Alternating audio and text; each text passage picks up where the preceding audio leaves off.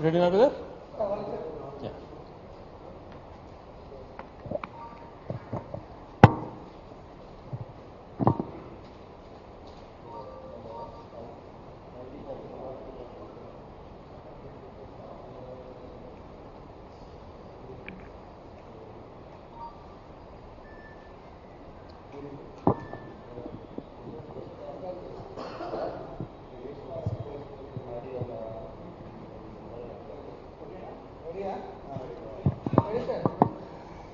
అందరికీ నమస్కారం. ఓం నమో నారాయణాయ, ఓం నమో వెంకటేశాయ. ఈరోజు తిరుమల వెంకటేశ్వర స్వామి గురించి ప్రశ్న అడ్రస్ చేయాలన్నటువంటిది నేను ఎప్పుడు కూడా ఊహించుకోలేదు. కానీ గత కొద్ది రోజులుగా ఆంధ్రప్రదేశ్లో జరుగుతున్నటువంటి ప్రచారాన్ని చూసినప్పుడు ఒక సెంటిమెంట్ని రాజకీయంగా వినియోగించుకునే క్రమంలో అది ప్రజల మనస్తత్వాన్ని గాయపరిచే విధంగా కనపడినప్పుడు తప్పని పరిస్థితులలో మాట్లాడాలని అనుకున్నాను. ఈరోజు ప్రతి ఒక్కరూ కలియుగ దైవంగా భావించే వెంకటేశ్వర స్వామిని దక్షిణ భారతదేశంలో ప్రతి ఇంట, మెజారిటీ ఉత్తర దేశంలో కానీ ప్రపంచవ్యాప్తంగా కానీ కలియుగ దైవం అయినటువంటి వెంకటేశ్వర స్వామి ఎంతో మంది భక్తులు ఉన్నారు. ఎంతో సెంటిమెంట్తో కూడినటువంటి భక్తి కూడా ఎంతో మందికి ఉంది. లక్షలాది మంది ప్రతిరోజు దర్శించుకుంటారు. స్వామి ప్రసాదం చూసినప్పుడు స్వామిని చూసుకునే విధంగా పవిత్రంగా భావిస్తారు. అటువంటి ప్రసాదాన్ని రాజకీయంగా వాడుకునేటువంటి కోణం ఉపయోగించుకుంటున్నటువంటి కొంతమంది నిజంగా కళ్ళు తెరవాలి. ప్రజలకు ఉన్నటువంటి భక్తి భావాన్ని పెంపొందించాలని కోరుకోవాలి. కానీ రాజకీయ స్వార్థం కోసం దాన్ని పెడదారిన పట్టించి లబ్ధి పొందాలి అన్నటువంటి ఆలోచన చేసేటువంటి వాళ్ళు ఖచ్చితంగా తప్పు అని చెప్పి ఆలోచన చేసుకోవాలి. ఈరోజు మన పక్కన రాష్ట్ర కార్యదర్శి ఉపేందర్ రెడ్డి గారు, మాజీ టీటీడీ బోర్డు డైరెక్టర్ అయినటువంటి పుత్తా ప్రతాప్ రెడ్డి గారు ఉన్నారు. ముఖ్యంగా చంద్రబాబు నాయుడు గారు జూలైలో వచ్చినటువంటి రిపోర్టుని సెప్టెంబర్లో తన పార్టీ కార్యాలయంలో, తన పార్టీ మీటింగ్లో అపవిత్రత జరిగిపోయింది, ప్రసాదంలో దేవుడికి ఇచ్చేటువంటి ప్రసాదంలో కూడా ఫలాని కలిపారు అని చెప్పి మాట్లాడారు. చాలా బాధ కలిగింది ఆ మాట విన్నప్పుడు. ఒక ముఖ్యమంత్రి స్థాయిలో ఆ మాట మాట్లాడారు అని అంటే వెనకల ఏం జరిగిందో అని చెప్పి ఆలోచన చేసి అనేక రకాలుగా దాన్ని స్టడీ చేశాం. ఏం జరుగుతోంది, దేవుడికి ఇచ్చే నైవేద్యాన్ని కూడా కామెంట్ చేశారు చంద్రబాబు నాయుడు గారు. ఇది మంచి పరిణామమా, నిజంగా అలాంటి ఏదైనా జరుగుతుందా అని చెప్పి ఆలోచన చేశాం. ఒక్కొక్క విషయం కనుక్కోవడం జరిగింది. ముఖ్యంగా ఈరోజు ఆరోపణ చేసినటువంటి వాళ్ళు 4 మాటలకు సమాధానం చెప్పాలి. తిరుపతిలో ఒక టెండర్ ప్రక్రియ పెడతారు, 6 నెలలకు ఒకసారి లడ్డు సప్లై చేయమని చెప్పి. దాంట్లో ఒక సర్టిఫైడ్ థింగ్ని చూపించిన తర్వాత ఏదైతే టీటీడీ బోర్డు ఫిక్స్ చేసిందో ఆ సర్టిఫైడ్ చూపించినాక టెండర్లో పాల్గొనాలి. పాల్గొన్న తర్వాత L1 వచ్చిన వాళ్ళకు 65% అని, L2 వచ్చిన వాళ్ళకు 35% అని చెప్పి వర్క్స్ ఇస్తా వచ్చారు. 2013 నుంచి ఇలాగే జరుగుతోంది. తిరుపతికి సంబంధించి ప్రసాదం విషయంలో లడ్డును 376 రూపాయలకే ఎందుకు ఇచ్చారు, ఎలా కుదురుతుంది అని చెప్పి చంద్రబాబు నాయుడు గారు మాట్లాడడం ఆశ్చర్యం కలిగించింది. ఎందుకంటే ప్రసాదం నెయ్యి దాదాపుగా 2013 నుంచి తీసుకున్నప్పుడు ఈ స్టేట్మెంట్ కూడా ప్రెస్ వాళ్ళకి ఇస్తారు. 24 వరకు 276 రూపాయల నుంచి 400 వరకు మాత్రమే కేజీ నెయ్యిని టెండర్ రూపంలో దక్కించుకున్నాయి వివిధ కంపెనీలు. ఎక్కడ కూడా పలాని కంపెనీకి ఎందుకు ఇచ్చారు అనేటువంటిది ఆలోచన, అది కూడా మాట్లాడుతున్నారు. ఈరోజు టెండర్లో పాల్గొన్న వాళ్లకు L1, L2 వచ్చిన వాళ్ళకి ఇస్తారు. ఆ బేసిస్ ప్రకారం ఏదైతే మనం ఈరోజు నందిని గురించి మాట్లాడుకుంటున్నామో వాళ్ళు పార్టిసిపేట్ చేసినప్పుడు వాళ్ళకే ఇచ్చారు.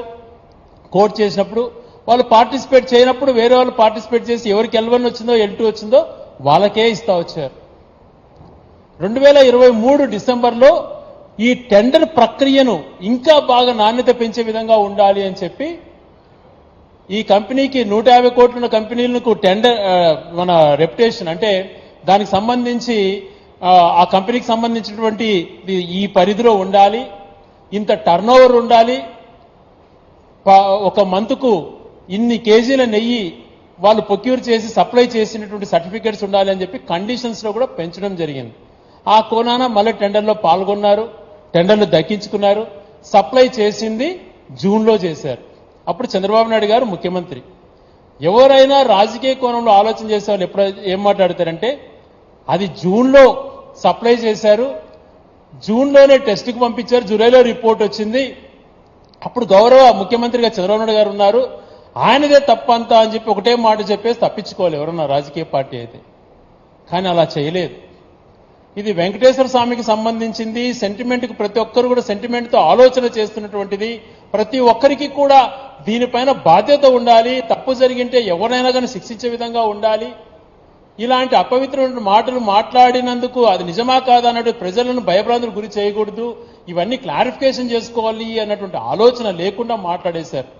తన హాయంలో అంతకుముందు జరుగుతున్నటువంటి ప్రక్రియలో భాగంగా కూడా నెయ్యి అన్నటువంటిది ట్యాంకర్లో వచ్చినటువంటి నెయ్యిని మూడు శాంపుల్స్ తీసుకొని టెస్టులు చేస్తారు. అడల్ట్రేషన్ ఫైండ్ అయినా దాంట్లో కల్తీ ఉందని తెలిసినా ఆ ట్యాంకులు ఎన్నికి పంపిస్తారు. 14-19 మధ్యన అదే జరిగింది, 19-24 మధ్యన అదే జరిగింది, ఇంకా ఎక్కువగా కూడా ఎన్నికి పంపించారు జగన్మోహన్ రెడ్డి గారు ముఖ్యమంత్రిగా ఉన్నటువంటి సమయంలో. మరి అలా అన్నీ తెలుసుకోకుండా మరి ఇలాంటప్పుడు ఈరోజు అదేదో కొండపైన జరిగిపోయింది, నెయ్యిలో కల్తీ జరిగిపోయింది, పలాని మిక్స్ అయిపోయినాయి, అనిమల్ ఫ్యాట్ ఏదో మిక్స్ అయిపోయింది అని చెప్పి ఆరోపణ చేసి చంద్రబాబు నాయుడు గారు మరి నిజంగా ఏ ట్యాంకర్ వచ్చినా అక్కడ టెస్ట్ చేస్తారు కదా, టెస్ట్ చేసినప్పుడు ఆ రిపోర్ట్ వచ్చినప్పుడు అది ఎనికి పంపించామని అంటున్నారు, నువ్వేమో వాడేశారని నువ్వు మాట్లాడుతున్నావు. ఏది నిజమో చెప్పాల్సిన బాధ్యత నీ పైన ఉంది కదా. ఒకవేళ వాడింటే ఆ బాధ్యత నీదే కదా. టెస్ట్ రిపోర్ట్ తీసుకొని కూడా ఆ టెస్టులు పాస్ కాకున్నా కూడా అది పైకి పంపించాలంటే తప్పు నీదే అవుతుంది కదా. దానికి సమాధానం చెప్పగలుగుతావా? దానికి బాధ్యత వహించాలి కదా. అవన్నీ ఆలోచన చేయకుండా బురద జల్లేటువంటి కార్యక్రమంలోనే దిగటము అన్నటువంటిది సమంజసం కాదు. చాలా మంది కనిపిస్తుంటుంది మరి ప్రకృతిగా తయారు చేసిన నెయ్యిని వాడొచ్చు కదా, ఈ 350-400 నెయ్యి ఏంటి అని చెప్పి కొంతమంది మాట్లాడుతున్నారు. 1 కేజీ నెయ్యి తయారు చేయాలంటే ఒక బెలోనా మెథడ్ అంటారు. అంటే పవిత్రమైనటువంటి నెయ్యిని మనము డైరెక్ట్ గా చేయాలనంటే 40 లీటర్ల పాలకు 1 కిలో నెయ్యి మాత్రమే చేయగలుగుతారు. అది ఎలా అంటే ఆ 40 లీటర్ల పాలని మనము ఒక ఇత్తడి గిన్నెలో పెట్టి కట్టెలతో మంట మండించి పాలు వేడి చేసిన తర్వాత ఆ పాలు పొంగిన తర్వాత దాంట్లో చీమర కలిపి పెరుగు తయారు చేసి పెరుగుపైనటువంటి మీగడను పెరుగును చిలికి ఆ వచ్చేటువంటి వెన్నతో చేసేటువంటి నెయ్యిని ఈరోజు దీనికి వాడుతున్నాం. మనము స్వామివారికి సంబంధించిన నైవేద్యాలకు వాడుతున్నాం. ప్రతిరోజు 30 లీటర్ల నెయ్యిని ఈ నైవేద్యాలకు వాడతారు, ప్రతి ప్రసాదానికి కూడా. తెలుసుకోకుండా మాట్లాడితే ఎలా చంద్రబాబు నాయుడు గారు? దీనికి కూడా ఒక డోనార్ రాజస్థాన్ నుంచి పంపిస్తాడు. పర్ డే ₹1,00,000 పైన అవుతుంది. ఈ పవిత్రమైనటువంటి నెయ్యి నైవేద్యానికి వాడాలి అన్నటువంటిది. ఈ 40 లీటర్ల పాలకు 1 లీటర్ నెయ్యి వచ్చేటప్పుడు మజ్జిగ అయిన తర్వాత దానికి వాల్యూ ఉండదు. కనీసం 2,500 నుంచి 3,000 రూపాయలు అవుతుంది ఈ టైప్ నెయ్యి వాడాలనంటే. అది 50 కేజీలో 100 కేజీలు అంటే ఏదో కష్టపడచ్చు, కానీ ఒక్క రోజుకి దాదాపుగా 50 టన్నుల నెయ్యి కావాల్సినప్పుడు ఈ పద్ధతి చేయలేరు.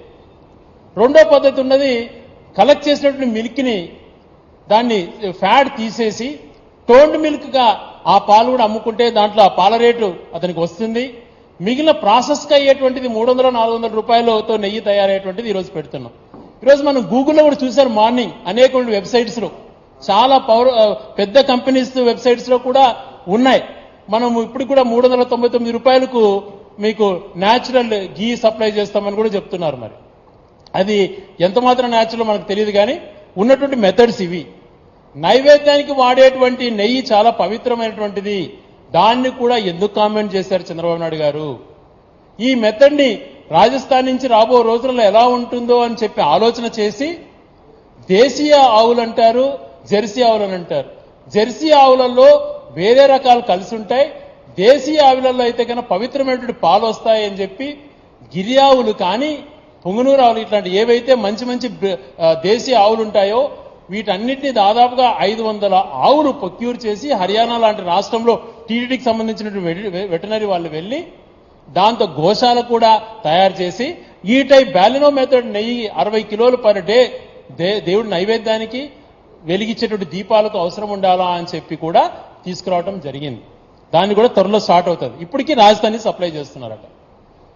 అటువంటి పవిత్రమైనటువంటి స్కీమ్స్ ను కూడా ఈ ప్రభుత్వ హయాంలో కూడా చేయడం జరిగింది. అవన్నీ చెప్పుకోవాల్సిన పని, దేవుడికి చేసినటువంటి కార్యక్రమాలు అవంతా కూడా. కానీ ఇట్లాంటి అపవిత్రమైనటువంటి మాటలు మాట్లాడడం బాధ కలుగుతుంది. నేను చెప్పిన వాటిలలో పవిత్రమైనటువంటి నెయ్యి లడ్డుకి యూజ్ చేయడం సాధ్యపడుతుందే ఆలోచన చేయండి. పశువు నుంచి చేసి పితికి ఈ రకంగా చిలికి చేయాలంటే సాధ్యపడదు. లడ్డు 800 రూపాయల నుంచి 500 నుంచి 800 రూపాయలు కాస్ట్కి పోతుంది. కాబట్టి ఇటువంటి టెండర్లు పిలుస్తారు 6 నెలలకు ఒకసారి. దాంట్లో ఏ కంపెనీస్ పాల్గొంటాయో వాళ్ళకి ఇస్తారు. మరి ఇప్పుడు రీసెంట్ గా పిలిచిన టెండర్లో ఆల్ఫా వాళ్ళు నందిని వాళ్ళు పాల్గొన్నారు.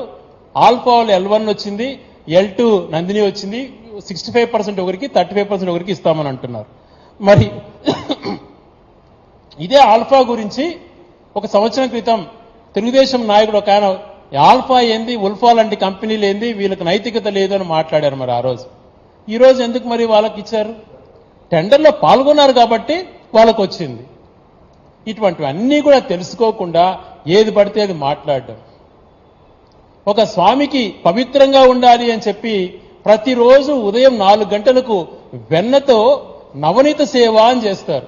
అంతకుముందు దాన్ని బయట నుంచి కర్ణాటక చౌల్ట్రీసులు సప్లై చేసేవాళ్ళు. అది పూర్తిగా ఒరిజినల్ ఉండదేమో అని చెప్పి కొండపైననే 8 ఎకరాలలో గిరియావులు పెట్టి ప్రతిరోజు అక్కడే స్వచ్ఛంగా తయారు చేసి అక్కడ తయారు చేసిన మహిళల ద్వారా స్వామికి ప్రతిరోజు నవనీత సేవ కూడా చేస్తారు ఆ వెన్నతో. మరి ఇటువంటి పవిత్ర కార్యక్రమాలన్నీ చేపట్టి కూడా ఆ మంచిని కూడా ఆలోచన చేయకుండా దైవ భక్తి అన్నటువంటిది లేకుండా కేవలం రాజకీయ లబ్ధి కోసమే మాట్లాడుతుండడం సమంజసమా అని చెప్పి ప్రశ్నిస్తున్నాను. మరి ఆ ట్యాంకర్లు 4 ట్యాంకర్లు జూన్ 12 నుంచి సప్లై చేస్తారంటున్నారు. అప్పుడు ముఖ్యమంత్రిగా మీరున్నప్పుడు మరి టెస్టింగ్ చేసినప్పుడు ఆ ట్యాంకర్లను ఎనికి పంపించేసే బాధ్యత మీపైన ఉంటే బురద జల్లే కార్యక్రమంగా రాజకీయ కోణంలో ఎందుకు తీసుకోవాల్సి వస్తోంది?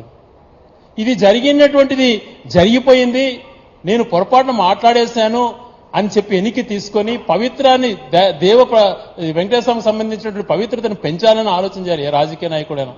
అలా కాదని కంటిన్యూషన్ చేయాలట. దానికి సంప్రోషణ చేస్తాను, రాష్ట్రంలో ఆలయాలన్నీ కూడా చేస్తాను. ఇలాంటి పొలిటికల్ గేమ్స్ ఆడటం సమంజసమా? చంద్రబాబు నాయుడు గారు మీరు అంటారు ఒక మాట, నా కలియుగ దైవం నా ఇంటి దైవం వెంకటేశ్వర స్వామి అని చెప్పి. నీకొక్కడికి కాదయా, మా అందరికీ కూడా. గౌరవ రాజశేఖర రెడ్డి గారు మాడ వీధులలో చెప్పులు వేసుకోవద్దన్నారు. మాలాంటి వ్యక్తులము పరిపూర్ణంగా వెంకటేశ్వర స్వామిని నమ్మేటువంటి మేము తిరుమలకు ఎంటర్ అయ్యేటప్పుడే చెప్పులు వదిలేసుకుంటాం. నీ మాదిరి పబ్లిసిటీ చేసుకోవాలని ఉండదు. దైవ భక్తిని కూడా నువ్వు మార్కెటింగ్ చేసుకుంటావు. ఇది మంచిది కాదు. జరిగినటువంటి పరిణామాలన్నీ కూడా గమనించుకో. తప్పు మీరు చేశారు, తప్పు మీరు చేసినా మీరు దాన్ని బాధ్యత వహించండి కూడా అనలేదు. మీరు ఆ పవిత్రతను దెబ్బతీయొద్దండి అని చెప్పి మాలాంటి కోట్లాది మంది భక్తుల మనోభావాలను దెబ్బతీయొద్దండి అని కోరుకుంటున్నాను. డ్రామాలు ఎంతసేపు ఎన్ని రోజులు ఆడతారు చెప్పండి? రాజకీయాలు శాశ్వతం అనుకుంటున్నారా? రాజకీయాలలో అపోజిషన్ పార్టీని ఎదుర్కోవాలంటే అతను చేసిన కార్యక్రమాలు ఏమున్నాయో అంతకన్నా నేను మంచి కార్యక్రమాలు చేయాలి, ప్రజల్లో శాశ్వత స్థానం పొందాలి అని ఆలోచన చేసుకోవాలి. కానీ ఇలాంటి సెంటిమెంట్స్ రేకెత్తించి ప్రజలలో అభద్రత భావం క్రియేట్ చేసి పవిత్ర భావం ఉన్నటువంటి వ్యక్తులను కలుషితం చేసి రాజకీయంగా లబ్ధి పొందాలా అన్నటువంటి ఆలోచన చేయటం సమంజసం కాదు. ఇలాగే ఆరోపణ చేస్తుంటారు ఎప్పుడు కూడా. ప్రతి విషయం కూడా ఇన్ని పవిత్రమైనటువంటి మంచి జరుగుతుంటే కూడా ఏ రోజు కూడా దీని గురించి ఆలోచన చేయకుండా నిందలు మోపేటువంటి కార్యక్రమం. గతంలో ప్రియతమ నాయకుడు రాజశేఖర రెడ్డి గారు ముఖ్యమంత్రిగా ఉన్నప్పుడు ఇలాంటి నిందలే. ఆయన 2 కొండలు చేశాడని చెప్పి. అవునా, 2 కొండలు ఎందుకు చేశారు అని చెప్పి ఆ కాలంలోనే స్టడీ చేస్తే అప్పుడు స్థానిక సంస్థలకు సంబంధించి తిరుమలలో కూడా స్థానిక సంస్థల ఎన్నికలు జరగాల అని చెప్పి ఒక వ్యక్తి పిటిషన్ వేస్తే కోర్టు డైరెక్షన్ ఇచ్చినప్పుడు కోర్టుకు సమాధానం ఇవ్వాల్సినటువంటి పరిస్థితి ఉంటుంది. కాబట్టి పలాని స్వామికి సంబంధించి 27 చదరపు కిలోమీటర్ల వరకు ఇది ఒక హోలీ స్ట్రైన్, ఇది ఒక హోలీ సిటీ మాదిరి ఉండాలి, ఇక్కడ రాజకీయాలు ఉండకూడదు, ఈ ప్లేస్ హోలీ ప్లేస్ కిందకి వస్తుంది అని చెప్పి గతంలో కూడా ఆయన రాజశేఖర్ గారు జీవో ఇస్తే దాన్ని తప్పుదోవ పట్టించి 2 కొండలు చేశారని మాట్లాడారు. అప్పుడు గౌరవ పెద్దలంతా కూడా స్వాములందరూ కూడా రాజశేఖర్ గారిని కలిస్తే సార్ ఇలా అనుకుంటున్నారు, ఈ జీవో లేకుండా చేస్తే ఏది బాగుంటుంది అని చెప్తే ఆయన పాజిటివ్గా ఆలోచన చేసి చుట్టుపక్కల ఉన్నటువంటి అన్ని దాదాపుగా 360 చదరపు కిలోమీటర్లు చేయాలి అన్నటువంటిది విన్నపం చేస్తే చేయటానికి ఆయన సిద్ధపడి ఆ రోజు రిజర్వ్ ఫారెస్ట్ లో ఉంది, కేంద్రం పర్మిషన్స్ ఇవ్వాలని చెప్పి కేంద్రానికి లేఖ రాసి కేంద్రాన్ని ఒప్పించి లెటర్ తెచ్చుకొని 360 కిలోమీటర్లు కూడా తర్వాత చదరపు కిలోమీటర్లు కూడా జీవో ఇచ్చినటువంటి వ్యక్తి రాజశేఖర రెడ్డి గారు. మరి అటువంటి గొప్ప మంచి పనులు చేసి తన హాయంలో వేద పాఠశాలలు కానీ విద్వత్ సదస్సులు జగన్మోహన్ రెడ్డి గారి హాయంలో ఎంతో గొప్పగా జరగడం కానీ ఇవన్నీ కార్యక్రమాలు మంచి కార్యక్రమాలు చేశారు. ఇంకా గౌరవనీయులు చంద్రబాబు నాయుడు గారు ముఖ్యమంత్రిగా ఉన్నప్పుడే వెయ్యికాల మంటపం కూల్చి అనేకమైన అపవిత్ర కార్యక్రమాలు చేపట్టాడు, ఎన్నో గుళ్ళు కూల్చాడు. ఈరోజు రాష్ట్రంలో ఆంధ్రప్రదేశ్ రాష్ట్రంలో మీరు 14 సంవత్సరాల్లో ఉన్నప్పుడు ఎన్ని గుళ్ళు మీరు చేశారు, జగన్మోహన్ రెడ్డి గారు 5 సంవత్సరాలలో ఎన్ని గుళ్ళు శాంక్షన్ చేసి ఎంత నిధులు కేటాయించి ఎన్ని గుళ్ళు పనులు మంచి జరిగినాయి, మీరు కూలదోసిన గుళ్ళు కూడా నిర్మించినటువంటి చరిత్ర మాదుంటే మీరు కులాలను రెచ్చగొట్టి హిందువులను వ్యతిరేకంగా చేయాలన్నటువంటి ఆలోచన రావడం దుర్మార్గం. దేవుణ్ణి నువ్వే సొంతం చేసుకోవాలన్నటువంటి ఆలోచన నీకు రావడం చాలా దుర్మార్గమైనటువంటి చర్య. అందుకే నిన్న కరుణాకర్ రెడ్డి గారు ఏమో ఎమోషనల్ కూడా చెప్పారు, పొరపాటున ఎవరైనా తప్పు చేసింటే వాళ్ళు రక్తం కక్కుని చచ్చిపోవాలా అని చెప్పి. మరి నిజంగా అట్లాంటి తప్పు చేసిన వాళ్ళకి అదే జరుగుతుంది. దేవుడి విషయంలో అలాంటి ఎప్పుడు కూడా చేయకూడదు. ఒక్కటొక్కటిగా ఇలా మాట్లాడుకుంటూ పోతే రాష్ట్రంలో ప్రస్తుత పరిణామాలలో 100 రోజులలో నువ్వు చేయాల్సిన కార్యక్రమాలు ఉన్నాయి. ప్రజలు ఎన్నో అడుగుతున్నారు, నువ్వు ఇచ్చిన హామీలు అడుగుతున్నారు, నీ ఆర్థిక పరిస్థితి బాగాలేదని తప్పించుకోవచ్చేమో, కానీ వరదల విషయాల్లో ఎంతో నష్టం జరిగింది, వాళ్ళ విషయాన్ని తప్పుదోవ పట్టించాలని స్టీల్ ప్లాంట్ ప్రైవేటీకరణ జరుగుతోంది అని చెప్పి ఆందోళన చెందుతున్నారు. ఒక పక్కన వాళ్ళకి ఎంప్లాయీస్కి ఇవ్వాల్సిన హెచ్ఆర్ తీసేశారు, 3000 మందికి పైగా అవుట్సోర్సింగ్ ఎంప్లాయీస్ని తొలగిస్తున్నటువంటి కార్యక్రమాలు జరుగుతున్నాయి. అవన్నీ కూడా ఎక్కడ వచ్చి నన్ను అడుగుతారో అని చెప్పి మెడికల్ కాలేజీలు తెలంగాణలో 8 కాలేజీలు ఇస్తే ఇక్కడ ఇన్ఫ్రా లేకపోయినా వీళ్ళు అంగీకరించారు. అక్కడ 1000 కోట్లతో ఇన్ఫ్రా కట్టి కాలేజీలు రెడీగా ఉన్నాయనంటే మాకు మెడికల్ కాలేజీలు వద్దు అని చెప్పి కేంద్ర ప్రభుత్వానికి లేఖ రాసిన వ్యక్తి చంద్రబాబు నాయుడు గారు. ఇదంతా కూడా ఎవరైతే డాక్టర్ చదవాలన్నటువంటి విద్యార్థులలో ఆందోళన రేకొత్తొస్తుంది, వాళ్ళు ఎక్కడ రోడ్డుపైకి వస్తారో అనే భావనతో స్టీల్ ప్లాంట్ని, మెడికల్ కాలేజ్ ఇష్యూస్ని, సంక్షేమ విషయాన్ని, తన 100 రోజుల పరిపాలన వైఫల్యాన్ని, వరద బాధితులకు ఇవ్వాల్సినటువంటి నష్టపరిహారం ఇవ్వలేక ఫెయిల్ అయిన క్రమాన్ని, వీనన్నింటినీ పక్కదోవ పట్టించి ఈ రకంగా డైవర్షన్ పాలిటిక్స్ తీసుకోవడం సమంజసం కాదు. ఇప్పటికైనా మీరు ఆలోచన చేయండి, ఇది మంచి పద్ధతి కాదు, దీన్ని కొనసాగించకండి. లక్షలాది మంది బాధపడుతున్నారు. నీకు నిజంగా చిత్తశుద్ధి ఉంటే దానిపైన కమిటీ వేయండి. ఈరోజు గత 5 సంవత్సరాలలో ఆ ల్యాబ్ లో కూడా వచ్చిన మార్పులు ఒకసారి వినండి. గతంలో డిఎంహెచ్ఓ దాన్ని సర్టిఫై చేసే పరిస్థితి ఉండేది కొండపైన. అది సరైనటువంటి రీతిలో జరుగుతుందో లేదో అని చెప్పి ఒక రిటైర్డ్ సైంటిస్ట్ అక్కడ పెట్టారు. 12 మంది ఎంప్లాయీస్ ని పెట్టడమే కాకుండా ల్యాబ్ ని ఏసీ ఆధునీకరించడమే కాకుండా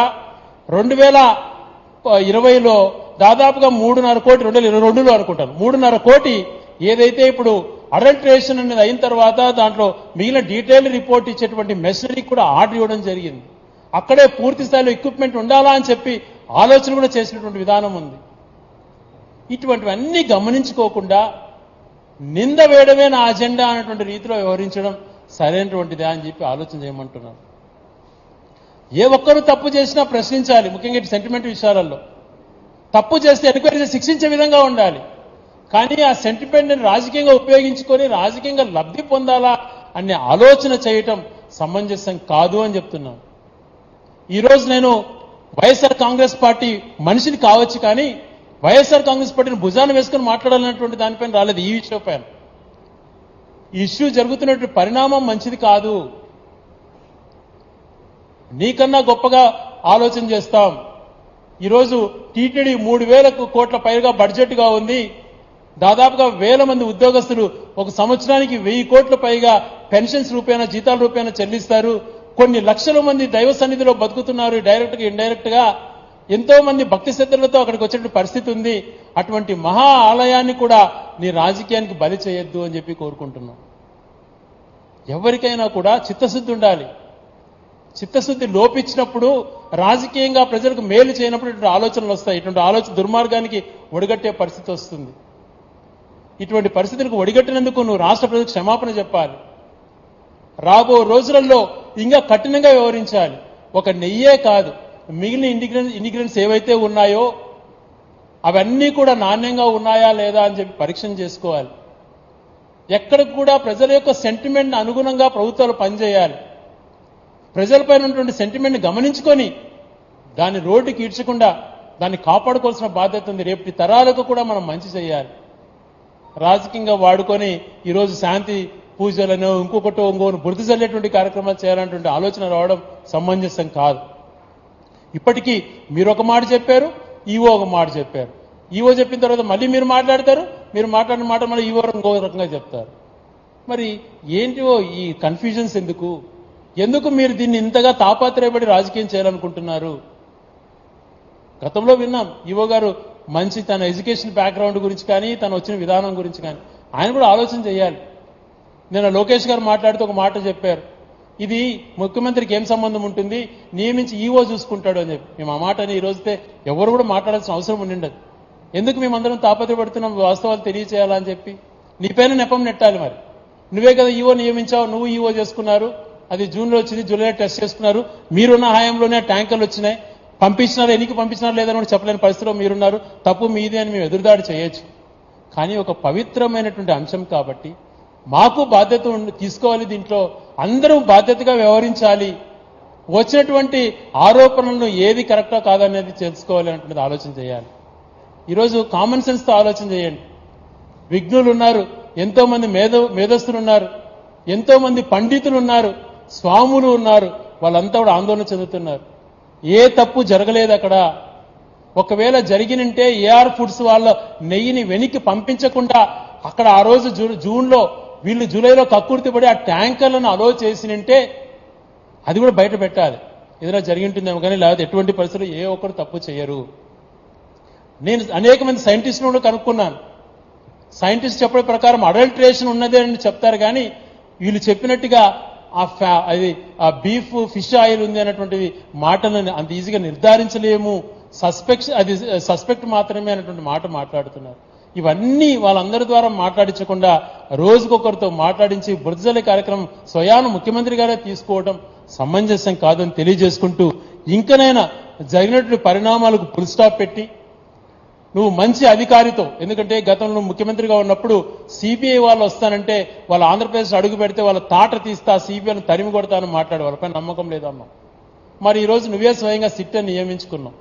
సిట్ కన్నా ఇంకా ఎవరైనా నిజాయితీ పరులు, దైవభక్తి కలిగినటువంటి వాళ్ళతో వెంకటేశ్వర స్వామి ముందర తడిబట్టలతో స్నానం చేసి ఎంక్వైరీ ఫైల్ తీసుకునేటువంటి మంచి వ్యక్తులతో రియల్ గా ఎంక్వైరీ చేయించి వాస్తవాలను వక్రీకరించకుండా, స్వార్థాలకు పోకుండా, ఇగోకు పోకుండా జరిగింది ఏంది అన్నటువంటిది ప్రజల ముందరకు పెట్టాలా అని కోరుకుంటూ, రాబో రోజులలో ఇటువంటి పరిస్థితులకు ఎటువంటి ఆస్కారం ఇవ్వకుండా ఉండాలని చెప్పి తెలియజేసుకుంటూ, ఆ వెంకటేశ్వర స్వామి కలియుగ దైవమైనటువంటి వెంకటేశ్వర స్వామి పైన ఉన్నటువంటి నమ్మకాన్ని ఒమ్ము చేయాలన్నటువంటి ఆలోచన మీకు రాకుండా ఆ పవిత్రతను కాపాడుకొని రాబో రోజులలో, ఎందుకంటే 3,000 కోట్ల బడ్జెట్లో శాలరీసే కాకుండా అనేక మెడికల్ కాలేజెస్లు కానీ, తర్వాత అనేకమైన ఎడ్యుకేషన్ ఇన్స్టిట్యూషన్స్ కానీ, దేవాలయాల అభివృద్ధి కానీ, ఈరోజు తెలంగాణలో కానీ, ఆంధ్రప్రదేశ్లో కానీ, ఢిల్లీలో కానీ, మహారాష్ట్రలో కానీ, కాశ్మీర్లో కానీ, ఎక్కడ కూడా దేశమంతా కూడా నిర్మిస్తున్నటువంటి ఆలయాలకు సంబంధించి ఎంతో పవిత్రత ఉంది. కాబట్టి దీన్ని కాపాడుకోవాల్సినటువంటి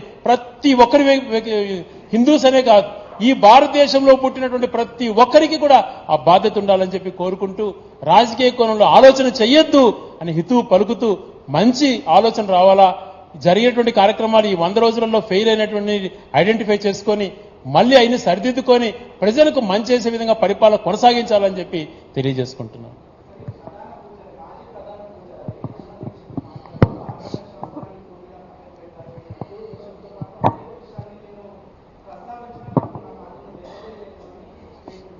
ఇదే రమణ దీక్షితులు గారు గతంలో చంద్రబాబు నాయుడు గారి పైన ఏం మాట్లాడారో మీరు చూశారు. ఒక్కటండి, ఈరోజు ఈ పాయింట్ నేను చెప్పాలి బాధ్యత, ఎందుకంటే వెంకటేశ్వర స్వామి అంటే అనువున భక్తి ఉన్నటువంటి మాలాంటి వ్యక్తులు కొన్ని విషయాలు చెప్పాలి. పూజా విధానంలో, ఆగమశాస్త్రం పూజా విధానం, దేవుడికి సన్నిధిలో జరిగే పూజా విధానంలో ముఖ్యమంత్రి కాదు కదా, ఈఓ కాదు కదా, చైర్మన్ కాదు, ఎవరికి హక్కు ఉండదు. అది పూర్తి స్థాయిలో జియంగర్ల యొక్క ఆలోచన మేరకు పూర్తి స్థాయిలో వాళ్ళే చేసేటువంటి ప్రతి అనునిత్యం కూడా అక్కడ జరిగే ప్రతి సెకండ్ ఇది కూడా వాళ్ళ ఇది ప్రకారమే జరుగుతుంది. అదొక్కటి నాకు కూడా సంతోషం అనిపించింది. లేకపోతే ఎవరు పొలిటికల్ ఇన్ఫ్లుయెన్స్ ఉంటే వాళ్ళు రకరకాలుగా చేసుకుంటారు. ఎక్కడ కూడా అటువంటి జరిగేటువంటి ఆస్కారం తిరుమలలో లేదమ్మా. మనమందరం కూడా గర్వపడాలి. ఆ రకమైన పూజా విధానం కొనసాగుతున్నందుకు. జరిగే పవిత్ర ఆలయంలో జరిగేటువంటి ప్రతి పూజా కార్యక్రమం కూడా జియంగల ద్వారా జరిగేటువంటిది. రమణ దీక్షితులు గారిని గౌరవిస్తాను. ఆయన కూడా అనేక సందర్భాల్లో వెంకటేశ్వర స్వామి గురించి గొప్పగా చెప్పినటువంటి వ్యక్తే. కానీ ఆయన రాజకీయ అబ్జర్వేషన్ నేను అదే కోరుతున్నా. ఒక రమణ దీక్షితులు గారినే కాదు, స్వాములు ఎవరైతే దీనిపైన ఎమోషన్ గా అయిపోయి చంద్రబాబు నాయుడు గారు చెప్పిందే నిజం అనుకుని మాట్లాడే ప్రతి ఒక్కరికి కూడా గౌరవప్రదంగా విన్నమించుకుంటున్నా. వాస్తవాలు తెలుసుకుందాం.